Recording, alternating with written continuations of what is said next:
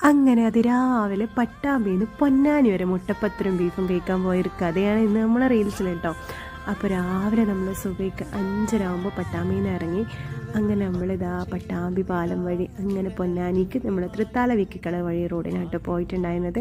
അപ്പോൾ നമ്മൾ പോയത് ഞായറാഴ്ചയാണ്. ഞായറാഴ്ച പോയാലുള്ള സ്പെഷ്യൽ എന്താണെന്നുള്ളത് ഞങ്ങൾക്ക് ഈ റീലിൽ കാണിച്ചു തരാം കേട്ടോ.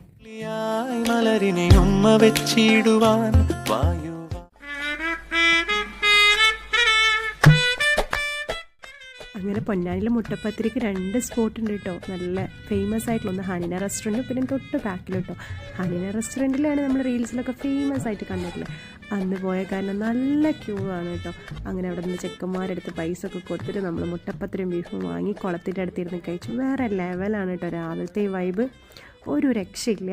അപ്പോൾ കഴിക്കാത്തവരുണ്ട്, ഇതേപോലത്തെ വൈബ് ആസ്വദിക്കാൻ ഇഷ്ടമുള്ളവരുണ്ടെങ്കിൽ നേരെ വന്നോളി പൊന്നാനി കിട്ടാം. ഞാനൊരു പട്ടാമ്പി